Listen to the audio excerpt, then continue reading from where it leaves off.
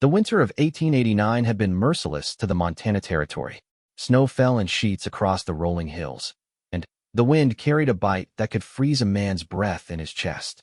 Thomas Mackenzie pulled his coat tighter as he guided his horse through the deep drifts toward the small trading post at Crow's Nest. His lungs burned with each breath, and the cough that had been troubling him for weeks now came with flecks of blood. At 53, Thomas had seen his share of hard winters on the frontier. He had built his ranch from nothing but determination and sweat, carved alive from the unforgiving landscape that stretched endlessly in all directions. But this winter felt different. The sickness in his chest grew stronger each day, and he knew what the doctor and Helena had told him 3 weeks ago was true. The consumption was winning. The trading post emerged from the swirling snow like a beacon. Warm lights spilled from its frosted windows, and smoke rose straight up from the chimney in the still air. Thomas tied his horse to the hitching post and stamped the snow from his boots before pushing through the heavy wooden door. The heat hit him like a wall, and he had to lean against the doorframe as another coughing fit seized him. "Tom Mackenzie," called out Jake Morrison, the post's owner. "Didn't expect to see you out in this weather. That storm's only getting worse." Thomas nodded, catching his breath. "Needed supplies before I get snowed in for the week. Can't afford to run out of necessities." Jake studied his old friend's face with concern. The man looked thinner than when he had seen him last month, and there were dark circles under his eyes. "You feeling all right, Tom? You don't look so good." "Just the winter getting to me," Thomas replied, though they both knew it was more than that. He made his way to the shelves, gathering flour, coffee, and bacon. Most importantly, he picked up a bottle of laudanum from behind the counter. The opium-based medicine was the only thing that helped him sleep through the night anymore, the only relief from the constant pain in his chest. As Thomas paid for his purchases, the door burst open with a gust of cold air and snow. A young Native American woman stumbled inside, her traditional dress soaked through and her face pale with exhaustion. She carried a small bundle against her chest, and Thomas could hear the weak cries of a sick child coming from within the blankets. The woman looked around desperately, her eyes settling on Jake Morrison. "Please," she said in heavily accented English. "My daughter, she is very sick. The fever, it burns her up. I need medicine." Jake's expression hardened immediately. "You know I can't sell to your kind," he said coldly. "Store policy. You Indians got your own medicine man for that sort of thing." The woman's eyes filled with tears. "He is 3 days away. She cannot wait 3 days. Please, I have money." She pulled out a small leather pouch and poured several coins onto the counter. "I said no," Jake repeated firmly. "Now get out of here before you bring more trouble." Thomas watched the exchange with growing discomfort. The child's cries were getting weaker, and he could see the desperation in the mother's face. He recognized that look, the same one he had seen in his own wife's eyes 12 years ago when their son lay dying of scarlet fever. They had been lucky then, had access to doctors and medicine. This woman had neither. The young mother turned to leave, her shoulders shaking with silent sobs. The bundle in her arms had gone quiet, and Thomas felt his heart clench. He knew that terrible silence, the way hope slowly drained from a parent's soul. "Wait," Thomas called out, surprising himself. The woman turned, hope flickering in her dark eyes. Thomas reached into his coat and pulled out the bottle of laudanum he had just purchased. It was his last bottle, the medicine that would ease his final days. Without it, the nights would be long and painful. But looking at this desperate mother and her dying child, he knew what he had to do. "This will help with the fever and pain," he said, placing the bottle in her trembling hands. "Give her just a few drops mixed with water, not too much. It's strong medicine." The woman stared at the bottle in disbelief, then looked up at Thomas with tears streaming down her face. "Why?" she whispered. "Why do you help me?" Thomas met her gaze steadily. "Because it's the right thing to do." Jake Morrison watched in stunned silence as Thomas gathered his other supplies. "Tom, what are you doing?" "That's your medicine. You need that." Thomas shrugged, though the movement sent a spike of pain through his chest. "Girl needs it more than I do." The native woman pressed the bottle to her chest like it was made of gold. "I am Sarah White Dove," she said formally. "My daughter is Little Moon. We are of the Blackfoot people. I will not forget this kindness." "Thomas Mackenzie," he replied with a nod. "I hope your daughter gets better soon." Sarah hesitated for a moment, then reached into her bag and pulled out a small leather cord strung with a single eagle feather and a piece of polished stone. "This is blessed," she said, offering it to Thomas. "For protection and healing. It is all I can give you now, but it is given with a grateful heart. Thomas accepted the simple gift, feeling the smooth warmth of the stone against his palm. Thank you. As Sarah White Dove disappeared back into the storm with her daughter, Jake shook his head in disgust. Tom, you just gave away your last bottle of medicine to an Indian. What's Helen going to say about that when she finds out? Thomas pocketed the small charm and picked up his supplies. Helen was his sister who lived in Helena, the only family he had left. She would probably scold him for his foolishness, but he could live with that. Helen doesn't need to know, Thomas said simply. Some things a man just has to do. The ride back to his ranch was brutal. The storm had intensified, and the wind drove the snow like bullets against his face. Thomas could barely see 10 feet ahead, and he had to trust his horse to find the way home. By the time he reached his small cabin, he was exhausted and coughing worse than ever. Inside, the fire had died down to glowing embers, and the cold seemed to seep through the very walls. Thomas rebuilt the fire with shaking hands, then collapsed into his chair by the hearth. The pain in his chest was a constant throb now, and without the laudanum, he knew the night would be unbearable. But every time he thought about the medicine he had given away, he saw Sarah White Dove's face and heard her daughter's weak cries. He had made the right choice, even if it meant his own suffering would be worse. The storm raged for 3 days. Thomas barely left his bed, racked with fever and coughing fits that left him gasping for breath. He drifted in and out of consciousness, sometimes dreaming of his late wife Martha and their son David, who had died so young. Other times he found himself thinking about the young native woman and wondering if her daughter had survived. On the third night, when the storm finally began to ease, Thomas felt death approaching like an old friend. His breathing was shallow and labored, and a strange peace settled over him. He had lived a good life, had treated people fairly, and had done what he could to help others. If this was his time, he could accept it. But, as he lay there in the darkness, his fingers found the small charm Sarah had given him. The stone felt warm against his skin, warmer than it should have been in the cold cabin. He thought about her words, blessed for protection and healing. Thomas didn't put much stock in such things, but there was something comforting about holding it. The wind howled around the cabin, but gradually Thomas became aware of another sound. It was rhythmic and steady, like drumming. At first he thought it was his imagination, a fever dream brought on by his illness. But, as he listened more carefully, he realized the sound was real and getting closer. Thomas struggled to sit up in bed, straining to hear through the storm. The drumming was definitely approaching his cabin, accompanied now by what sounded like chanting. Through his frost-covered window, he caught glimpses of flickering light moving through the trees. Who would be out in weather like this? And why were they coming to his isolated ranch in the middle of the night? As the sounds grew louder, Thomas realized with a mixture of fear and wonder that his quiet act of compassion 3 days ago had set something in motion that he never could have imagined. The medicine he had given away was about to return to him in a form he never would have expected, carried by people whose ancient wisdom ran deeper than anything he had ever known. The drumming stopped just outside his door, and, in the sudden silence, Thomas held his breath and waited to see what the dawn would bring.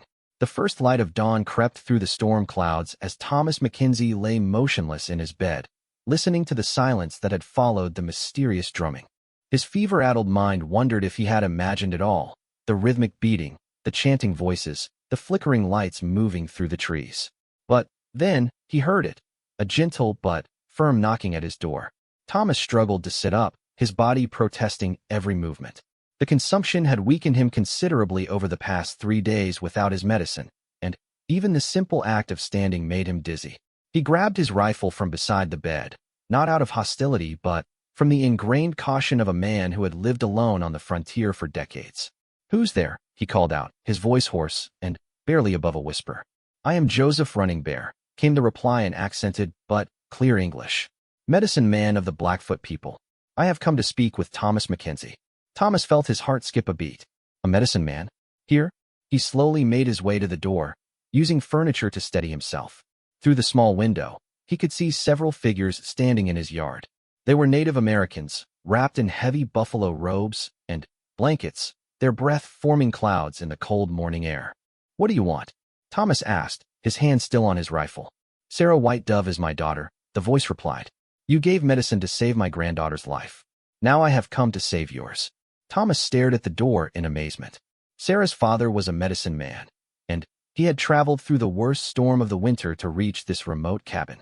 The implications of this began to sink in as Thomas slowly unlatched the door and pulled it open. The man standing on his threshold was unlike anyone Thomas had ever seen. Joseph Running Bear appeared to be in his 60s, with long gray hair braided with feathers and beads. His weathered face spoke of a lifetime of wisdom and experience, and his dark eyes seemed to look right through Thomas to his very soul. Despite his age, he stood straight and strong, showing no signs of fatigue from what must have been a grueling journey. Behind him stood 4 other men, all younger but equally imposing. They carried leather bags and bundles, and Thomas could see the remains of a small fire where they had apparently camped just beyond his property line. "Thomas Mackenzie," Joseph said, studying the sick man with keen eyes. "You are very ill." "I'm dying," Thomas replied bluntly, too tired for pleasantries. "But I don't understand why you've come all this way. Your granddaughter, is she all right?" Joseph's stern expression softened slightly. "Little Moon lives because of your kindness. The fever broke on the 2nd day, and she grows stronger each hour. Sarah told me of your sacrifice, how you gave your last medicine to a stranger, knowing you would suffer for it." Thomas leaned against the doorframe, feeling weak. Any decent person would have done the same. "No," Joseph said firmly. "Many would not. I have lived 67 winters, and I have seen the hearts of many men, both white and native. What you did was not common decency. It was the act of a warrior's spirit, one that honors the sacred connection between all living things." The old medicine man gestured to his companions. "These are my helpers. We have brought medicine and healing songs. But first, you must understand something. Among my people, a debt of life can only be repaid with life. You saved my granddaughter. Now I will save you, if you will let me." Thomas found himself caught between disbelief and desperate hope. He had heard stories of Native American medicine men and their supposed powers, but he had always dismissed them as superstition. Yet here stood this dignified man who had risked his life traveling through a blizzard to help a complete stranger. "I don't have any money to pay you," Thomas said weakly. Joseph's eyes crinkled with what might have been amusement. "The spirits do not accept white man's coin. You have already paid the only price that matters. You showed compassion when hatred would have been easier." As if to emphasize his words, another coughing fit seized Thomas, leaving him gasping and specks of blood on his lips. Joseph stepped forward without hesitation and caught Thomas's arm, steadying him. "You will die within 2 days if nothing is done," Joseph said matter-of-factly. "The sickness in your lungs spreads like fire. But it is not too late. Will you trust me?" Thomas looked into the old man's eyes and saw nothing but sincere concern and quiet confidence. What choice did he have? The nearest doctor was days away, and he was far too weak to make such a journey. "What would you need to do?" Thomas asked. "First, we must cleanse the sickness from your body and spirit. Then, we will use the medicine plants to heal your lungs and give you strength. It will take 3 days, and you must follow our ways exactly. Can you do this?" Thomas thought of his comfortable skepticism about native remedies, his ingrained prejudices about savage ways. But then, he remembered Sarah White Dove's desperate face and the trust she had shown in accepting his help. If he could trust her, surely he could trust her father. "Yes," Thomas said simply. "I'll trust you." Joseph nodded approvingly and spoke in rapid Blackfoot to his companions. They immediately sprang into action, bringing their bundles into the cabin and beginning to transform the simple space into something that felt almost sacred. 2 of the men started building up the fire while another began arranging various plants, roots, and powders on Thomas's kitchen table. The 4th man, who appeared to be the youngest, began mixing something in a small clay pot, filling the cabin with a sweet, earthy smell. "First, you must drink this," Joseph said, offering Thomas a cup filled with a dark, bitter-smelling liquid. "It will make you very sick for a short time, but it will drive the poison from your body." Thomas accepted the cup without hesitation and drank it down in one gulp. The taste was awful, like dirt mixed with pine needles, and something he couldn't identify. Almost immediately, his stomach began to churn. "Good," Joseph said, guiding Thomas back to his bed. "Now we wait for the cleansing to begin." Within an hour, Thomas was violently ill. He vomited repeatedly, bringing up what seemed like everything he had eaten for the past week. Joseph and his helpers took turns staying beside him, offering him small sips of water and supporting him when the retching became too severe. "This is necessary," Joseph explained during one of Thomas's brief respites. The sickness is not just in your lungs, it is in your whole body. We must force it out before we can heal what remains. As the day wore on, Thomas felt as though he was dying. But, gradually, the violent illness began to subside, leaving him weak, but somehow cleaner than he had felt in months. The constant ache in his chest seemed less severe, and his breathing came a little easier. Now we begin the real healing, Joseph announced as evening approached. The medicine man had his helpers arrange stones around Thomas's bed in a specific pattern, then began burning various herbs and plants in a small metal bowl. The smoke filled the room with a complex mixture of scents, sage, sweetgrass, and other plants Thomas couldn't identify. Joseph began to chant in his native language, his voice rising and falling in a hypnotic rhythm. The other men joined in, creating a harmony that seemed to resonate in Thomas's bones. Despite his weakness, Thomas found the sound oddly comforting, like a lullaby that spoke to something deep in his spirit. As the chanting continued, Joseph placed his hands on Thomas's chest and began to massage specific points, applying pressure that seemed to loosen the tightness in his lungs.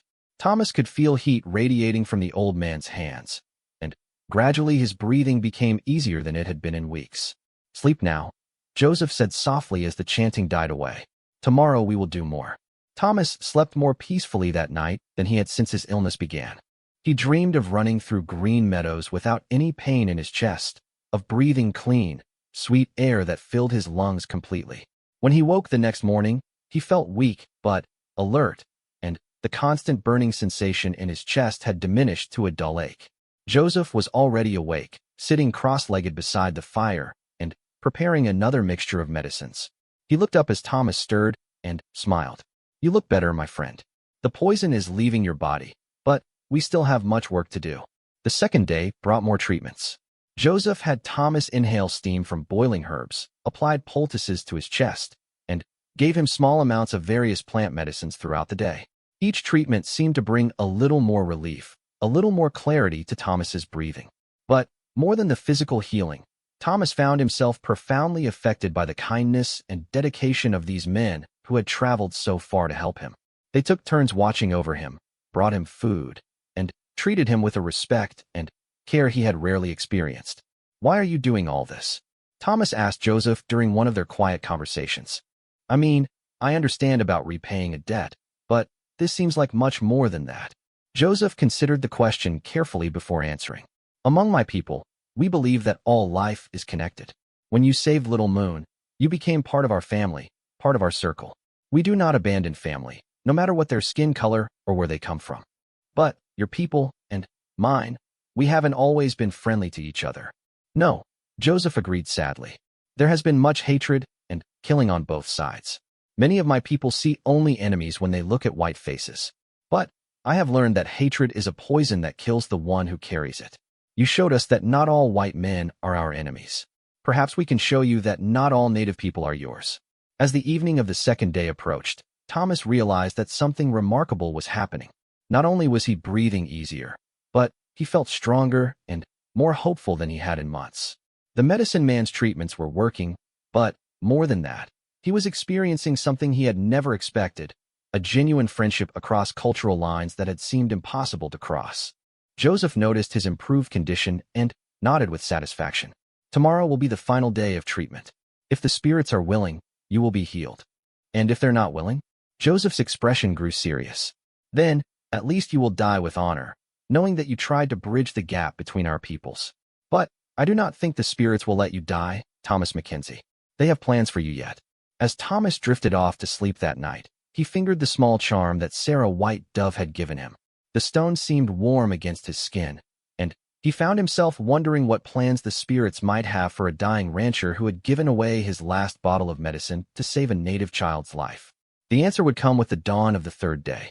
The third day dawned clear and cold, with sunlight streaming through the cabin windows for the first time in nearly a week. Thomas Mackenzie woke feeling better than he had in months. The crushing weight in his chest had lifted considerably, and he could draw deep breaths without the sharp pain that had plagued him for so long. Joseph Running Bear was already preparing for what he called the final ceremony.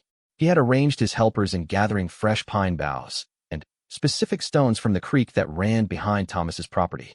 The old medicine man himself seemed different today, more focused, more ceremonial in his movements. Today we complete the healing, Joseph announced as Thomas sat up in bed. But first, you must understand something important.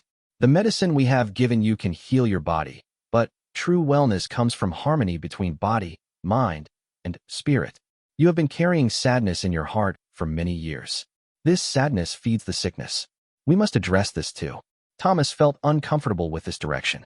He was a practical man who dealt in cattle and land, not emotions and spirits. I don't know what you mean. Joseph studied him with those penetrating dark eyes. You lost a wife and child. You have lived alone with your grief for 12 years, letting it eat at you like cancer. When Sarah told me about your kindness to Little Moon, she also told me about the look in your eyes. She recognized it because she saw the same look in her own mirror after her husband was killed by soldiers 5 years ago. The words hit Thomas like a physical blow. He had worked so hard to bury those memories, to build walls around the pain of losing Martha and David. Now this stranger was bringing it all to the surface again. That's in the past, Thomas said quietly. Nothing can change what happened. No, Joseph agreed. But carrying the pain like a stone in your heart will kill you as surely as the lung sickness. Sarah learned this truth. That is why she could risk trusting a white stranger with her daughter's life. She had learned to let the pain flow through her, instead of holding it like poison inside. Joseph's helpers had finished their preparations and were waiting respectfully for their leader's instructions. The old medicine man gestured for Thomas to join them by the fire, where they had arranged the pine boughs in a circle around several heated stones. This is a sweat lodge ceremony, Joseph explained. We will build a small lodge here in your cabin using blankets and the pine branches. Inside, you will sweat out the last of the physical poison, but you will also have the chance to speak to the spirits of your wife and son. They have messages for you. Thomas felt a chill run down his spine. I don't believe in talking to the dead. Belief is not required, Joseph said gently. Only willingness to listen. Your grief has built a wall between you and the world of the living. Today we will help you tear down that wall. Despite his skepticism, Thomas found himself agreeing to participate. Something about Joseph's quiet confidence and the profound improvement in his health over the past 2 days had earned his trust. If the old medicine man said this was necessary, then perhaps it was. The helpers quickly constructed a small enclosed space using blankets stretched over a frame of pine branches. Hot stones were placed in the center, and Joseph sprinkled them with water infused with sacred herbs. Steam immediately filled the small space with a cleansing, aromatic mist. Thomas found himself sitting cross-legged across from Joseph in the makeshift sweat lodge, while the other men stationed themselves outside to maintain the ceremony. The heat was intense but not uncomfortable, and the sweet-smelling steam seemed to clear his head in ways he hadn't expected. Now we call upon the spirits, Joseph said, beginning a low chant in Blackfoot. We ask them to help Thomas Mackenzie release his burden of grief so that his healing can be complete. At first, Thomas felt foolish sitting there in the steamy darkness, listening to the old man's chanting. But gradually something shifted. The heat and the rhythmic sounds began to relax him in ways he had never experienced. His mind became quiet, and memories began to surface that he had kept buried for years. He found himself thinking about Martha's laugh, the way she had hummed while cooking dinner. He remembered David's excitement when Thomas had taught him to ride, the boy's determination to be just like his father. These weren't the painful memories of their deaths that usually haunted him, but the joyful memories of their lives.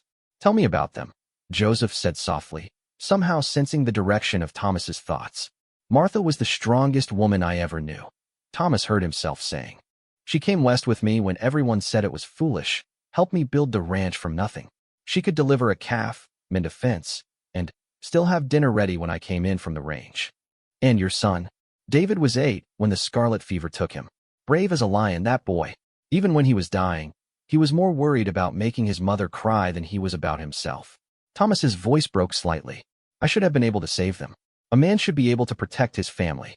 Ah, Joseph said knowingly. Now we reach the heart of your sickness. You carry guilt along with your grief. You believe their deaths were your failure. The words hung in the steamy air like an accusation.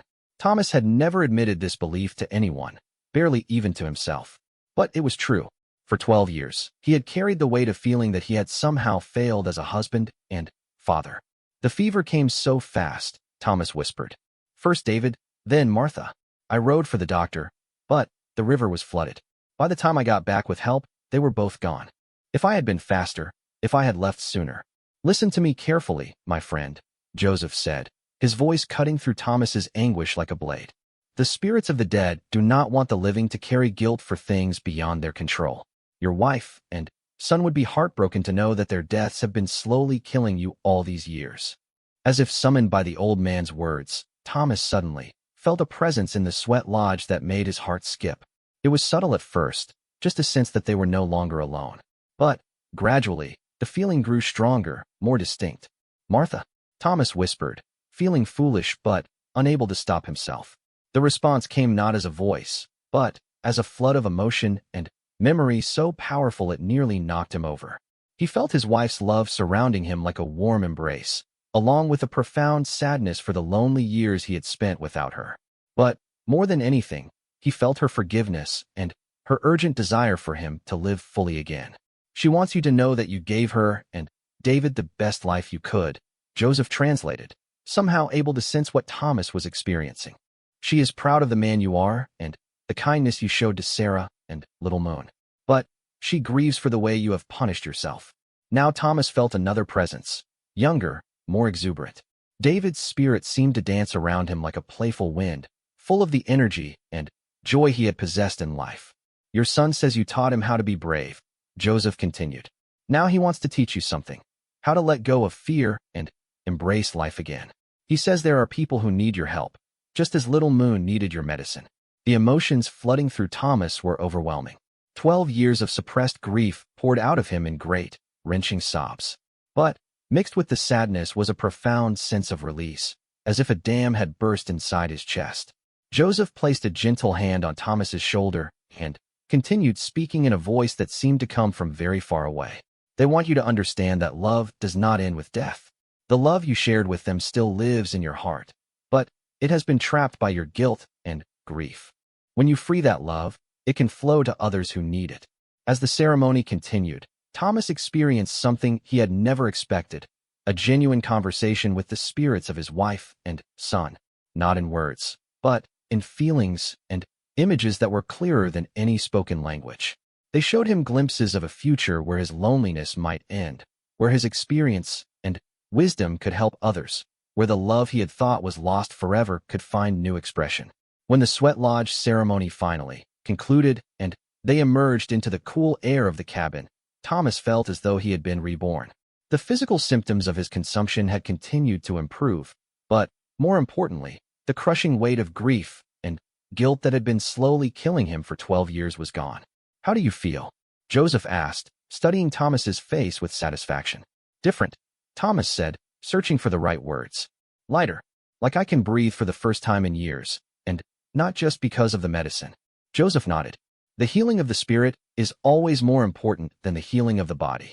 Your lungs will continue to get stronger now that your heart is no longer poisoning them with grief. As the day progressed, Joseph's helpers began packing up their medicines and supplies. The old medicine man spent time teaching Thomas how to prepare certain herbal remedies that would help maintain his health, and he left him with enough dried plants to last through the winter. Will I see you again? Thomas asked as they prepared to depart. Perhaps, Joseph said with a mysterious smile. But our paths are connected now, regardless of whether we meet in person. You saved my granddaughter's life, and, in doing so, you saved your own. The spirits have plans for both of you. As the medicine man and his helpers mounted their horses and prepared to ride back to their people, Joseph turned back to Thomas one final time. Remember what you learned today, he said. The medicine that heals one person can heal many, but only if it is given freely and without expectation of reward. Your journey is far from over, Thomas Mackenzie. As the small group disappeared into the afternoon shadows, Thomas stood in the doorway of his cabin feeling like a completely different man than the one who had been dying there just 3 days earlier. The physical healing was remarkable enough, but the spiritual transformation was even more profound. For the first time in 12 years, he found himself looking toward the future with hope instead of simply enduring each day as it came. Joseph was right. The spirits clearly had plans for him. But what those plans might be, he could not yet imagine. The answer would begin to unfold sooner than he expected, starting with a visitor who would arrive at his door before the week was over. 3 days after Joseph running bare and his helpers had departed, Thomas Mackenzie was chopping wood behind his cabin when he heard the sound of approaching horses. His strength had returned remarkably quickly, and he found himself able to work for hours without the crushing fatigue that had plagued him for months. The herbal medicines the medicine man had left were working better than any doctor's prescription ever had. Thomas set down his axe and walked around to the front of his property, shading his eyes against the bright winter sun. Two riders were approaching, a white man in a heavy coat and hat, followed by someone Thomas recognized with surprise. It was Sarah White Dove, sitting straight and proud on a spotted pony. The white man dismounted first, and Thomas recognized him as Dr. William Patterson from Helena. Thomas had met him briefly during his last trip to town for medical supplies. "Mr. Mackenzie," Dr. Patterson called out as he approached. "I hope you don't mind the intrusion. I've come to check on you after hearing some rather extraordinary reports." Thomas glanced at Sarah, who remained mounted but nodded respectfully in his direction. "What kind of reports?" "Well, according to this young woman, you were dying of consumption just a week ago, but you've made a miraculous recovery. As a man of science, I find such claims rather difficult to believe. I thought I should examine you myself and determine what actually happened." Thomas felt a flicker of irritation. He could guess what the doctor was thinking, that Sarah was either lying or that Thomas had never been seriously ill in the first place. The medical establishment had little patience for native healing practices. "Sarah White Dove," Thomas said, addressing her directly. "It's good to see you again. How is little Moon?" Sarah's serious expression broke into a warm smile. "She is well, thanks to your medicine. She grows stronger every day and asks often about the kind white man who saved her life." Dr. Patterson looked back and forth between them with growing confusion. "You two know each other?" "Mr. Mackenzie gave his last bottle of laudanum to save my daughter when she was dying of fever," Sarah explained. "Then, my father, Joseph Running Bear, came here to heal him in return." "Your father is the medicine man who supposedly treated Mr. Mackenzie?" Dr. Patterson asked skeptically. "There's nothing supposed about it," Thomas interjected firmly. "Joseph Running Bear and his helpers spent 3 days here, and they saved my life using traditional native medicine. I was dying, Dr. Patterson, and now I'm not. That's not superstition, that's fact." Dr. Patterson pulled a leather bag from his horse and approached Thomas with professional determination.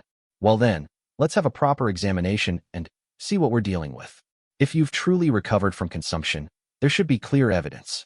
Thomas submitted to the examination, allowing the doctor to listen to his lungs, check his pulse, and ask detailed questions about his symptoms. As the examination progressed, Dr. Patterson's skeptical expression gradually changed to one of amazement. "This is extraordinary," he finally admitted, stepping back from Thomas with a puzzled frown. "Your lungs are clear, your breathing is strong, and you show no signs of the advanced consumption that should have killed you by now. I've been practicing medicine for 20 years, and I've never seen anything like this."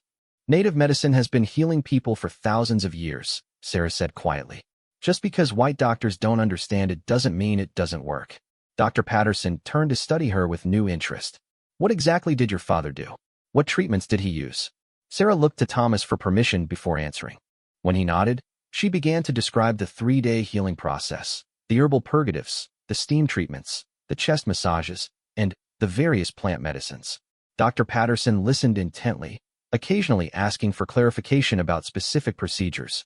"Fascinating," he murmured when she finished. "Some of these treatments actually make medical sense. The steam therapy would help clear the lungs, and many plants do have genuine medicinal properties. But the speed of recovery you describe should be impossible. Maybe the problem is that you're trying to understand it only with your mind," Thomas suggested. "Joseph told me that true healing involves the spirit as well as the body. He helped me release grief and guilt that had been poisoning me for years." Dr. Patterson looked uncomfortable with this spiritual dimension, but he couldn't argue with the results he was seeing. "Whatever the mechanism, this is a remarkable recovery. Would it be possible for me to meet this medicine man? As a physician, I'd be very interested in learning about his methods." Sarah exchanged a look with Thomas before answering. "My father does not usually meet with white doctors. There has been too much suspicion and hostility between your people and ours. But perhaps," she paused, considering, "perhaps if he knew that some white medical men were truly interested in learning rather than just criticizing, he might be willing to talk." "I would very much like to learn," Dr. Patterson said earnestly. "I've studied medicine in the finest schools in the East, but I've never seen healing like this. If native medicine has techniques that could help my patients, I want to understand them. Thomas found himself stepping into an unexpected role as mediator. Dr. Patterson, what if I arranged a meeting between you and Joseph Running Bear? Sarah could translate if needed, and we could discuss how native and white medicine might work together instead of in opposition. The idea was revolutionary for its time. The year 1889 was marked by deep suspicion and often outright hostility between white settlers and Native Americans. The concept of cooperation in medical matters was almost unthinkable to most people on both sides. But Thomas had experienced firsthand the power of native healing, and he had also seen the genuine curiosity and respect in Dr. Patterson's eyes. Maybe it was possible to build bridges between these two very different approaches to medicine. I would need to speak with my father first, Sarah said carefully. He would want to know that any white doctor he meets will treat our ways with respect, not try to prove they are wrong or primitive. I give you my word, Dr. Patterson said solemnly. I come as a student, not as a judge. What I've seen here today has challenged everything I thought I knew about the limits of medical science. Over the next hour, the three of them discussed the possibilities and obstacles to such a meeting. Sarah explained some of the barriers from the native perspective, decades of broken promises, cultural misunderstandings, and the very real fear that sharing sacred knowledge might lead to its exploitation or corruption. Dr. Patterson acknowledged these concerns and shared his own challenges. Many of his colleagues would view any cooperation with Indian medicine as unscientific and unprofessional. He would be risking his reputation by pursuing this course. But if we could prove that native treatments have genuine medical value, he argued, it could change how both our peoples view each other. Medicine could become a bridge instead of another source of division. As the afternoon wore on, Thomas found himself energized by the discussion in ways he hadn't felt in years. This was exactly the kind of meaningful work that Joseph had hinted at, using his unique position as someone trusted by both communities to facilitate understanding and cooperation. There's something else to consider, Thomas said as the conversation developed. Sarah, your father mentioned that hatred is a poison that kills the one who carries it. Maybe this is true for our peoples as well as for individuals. The constant suspicion and conflict between whites and natives is poisoning everyone. Sarah nodded thoughtfully. My father often speaks of the need to build understanding. He says that fear grows in darkness, but knowledge brings light. Perhaps it is time to try a new path. Dr. Patterson leaned forward with growing excitement. What if we started small? What if I could arrange for some of my most open-minded colleagues to observe native healing techniques?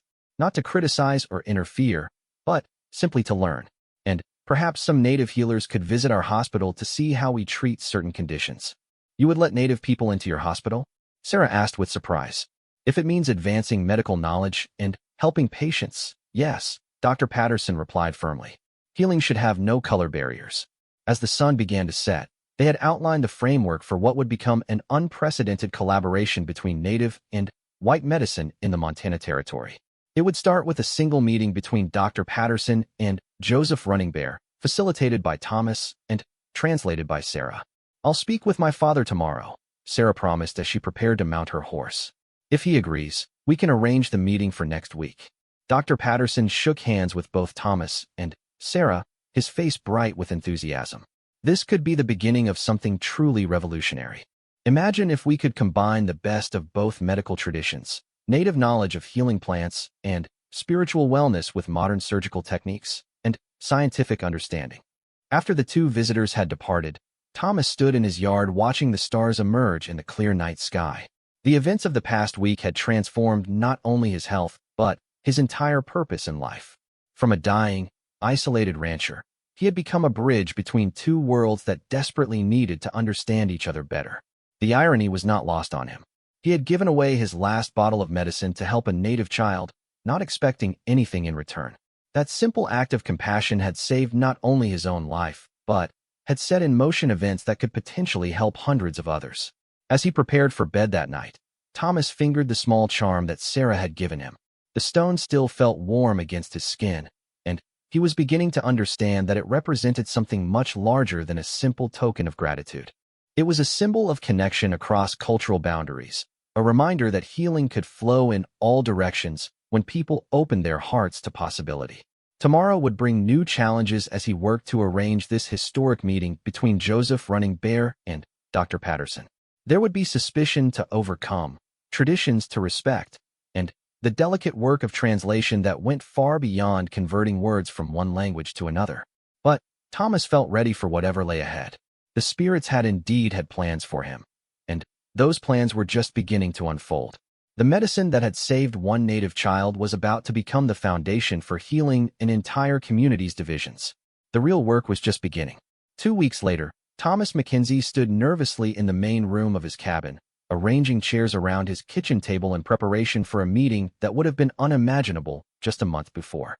Dr. William Patterson would arrive shortly with 2 of his most trusted colleagues, while Joseph Running Bear was bringing Sarah White Dove and another medicine man from a neighboring tribe. The cabin had been transformed for the occasion. Thomas had moved his furniture to create an open space where both groups could sit comfortably, respecting the native preference for circle arrangements while accommodating the white doctor's expectation of a more formal setting. Sweet grass and sage burned in small bowls, filling the room with the sacred scents that Joseph had requested. Thomas checked his pocket watch nervously. In 15 minutes, 2 very different worlds would meet in his simple cabin, brought together by a chain of events that had started with a single act of kindness. The weight of responsibility felt enormous.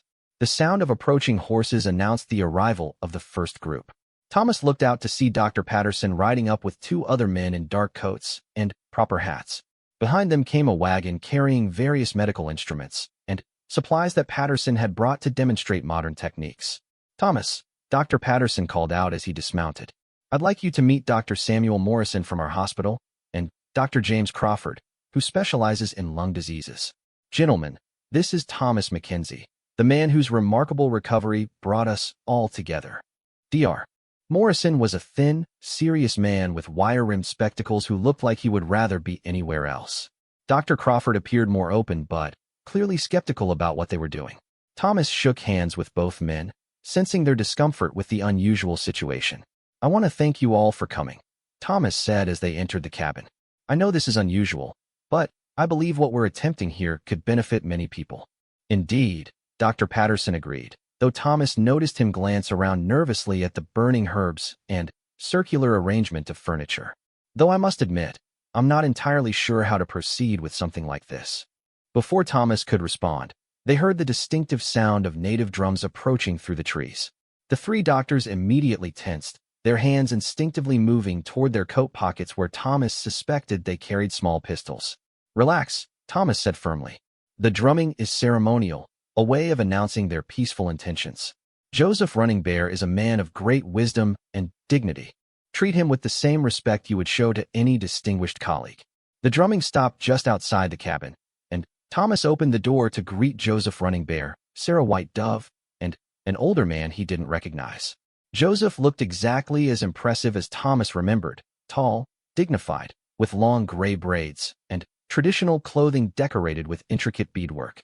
"Thomas Mackenzie," Joseph said formally, "I am honored to return to your home.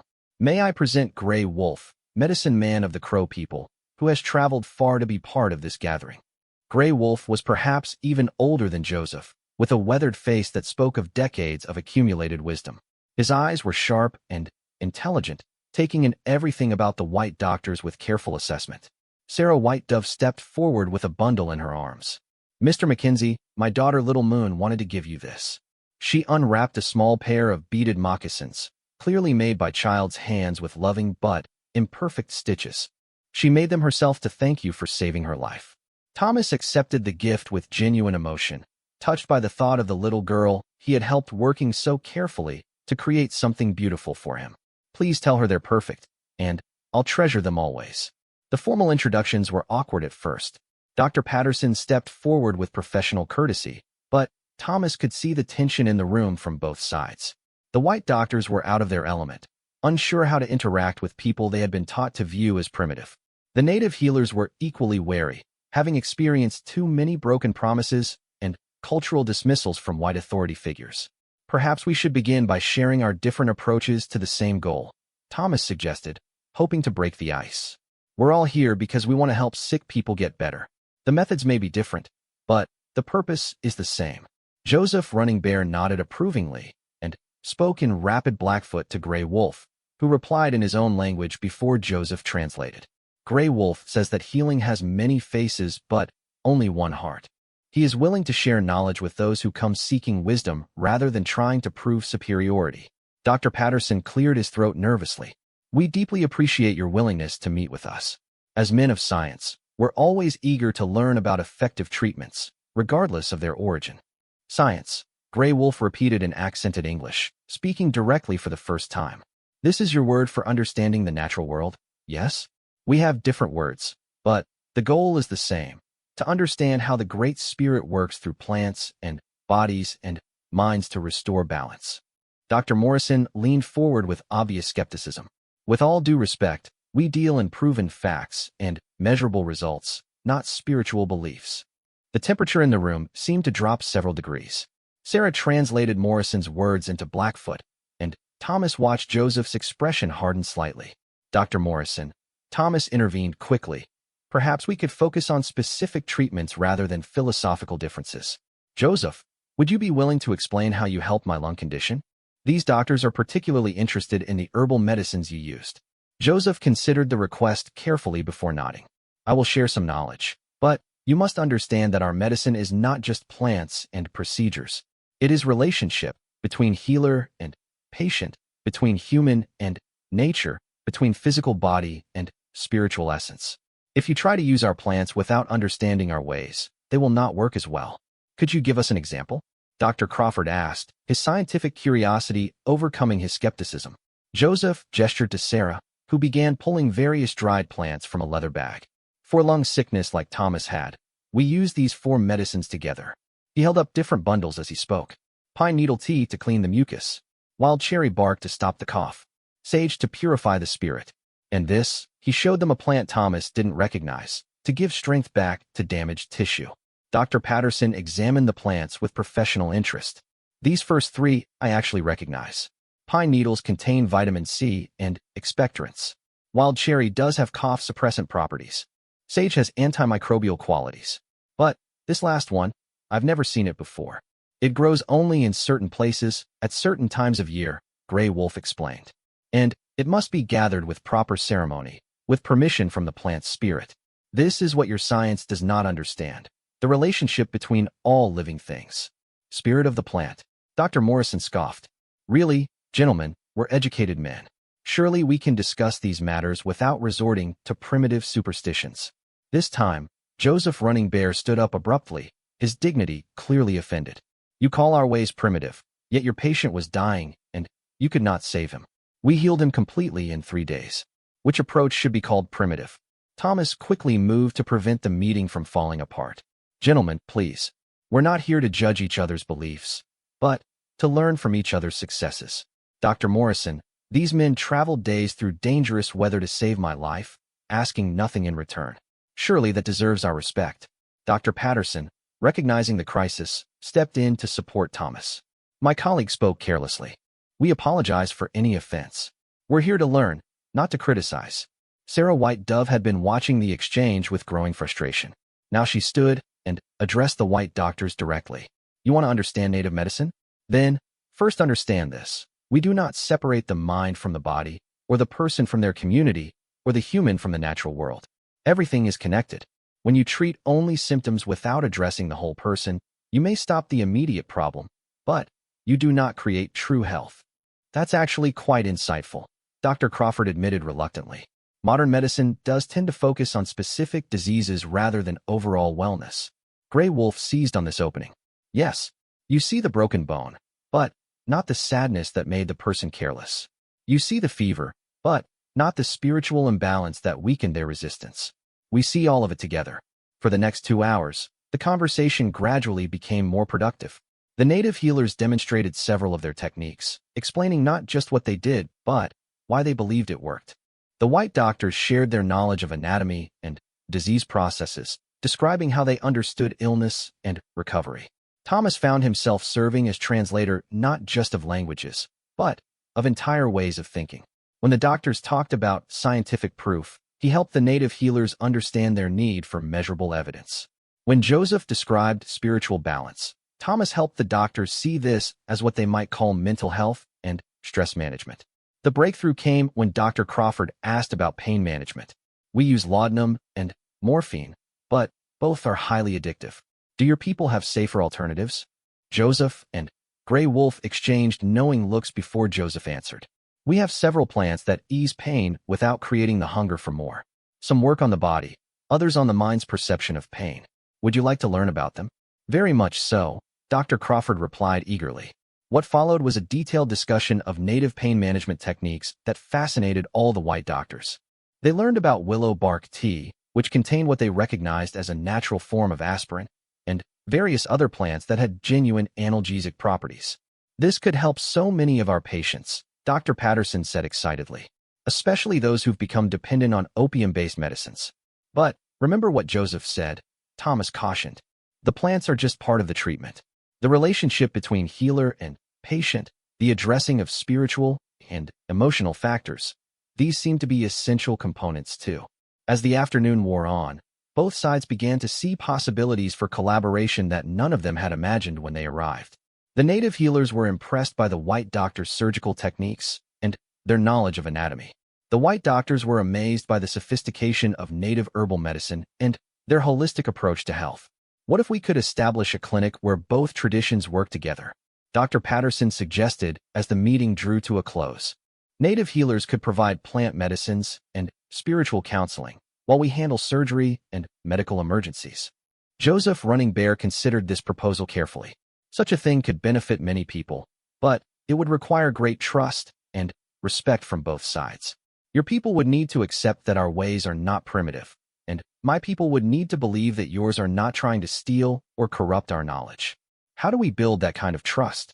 Dr. Morrison asked, his earlier skepticism replaced by genuine curiosity. Sarah White Dove smiled for the first time since the meeting began. You start the same way Thomas did, with one small act of kindness, given without expecting anything in return. Trust grows slowly, one person at a time. As the meeting ended and both groups prepared to depart, Thomas realized that something historic had just taken place in his simple cabin. Not a complete solution to the divisions between their peoples, but a genuine beginning. Seeds had been planted that could grow into something remarkable if tended carefully. Joseph Running Bear approached Thomas as the others gathered their belongings. The spirits spoke truly when they said you had important work to do. Today you have begun to heal more than just your own body. You have begun to heal the wounds between our peoples. This was just the start, Thomas replied. There will be much more work to do. Yes, Joseph agreed with a knowing smile. But remember, the greatest healing always begins with the smallest act of compassion. You gave medicine to a sick child, and from that single act, all of this has grown. Never underestimate the power of a kind heart. As both groups rode away in different directions, Thomas stood in his doorway holding the tiny moccasins that little Moon had made for him.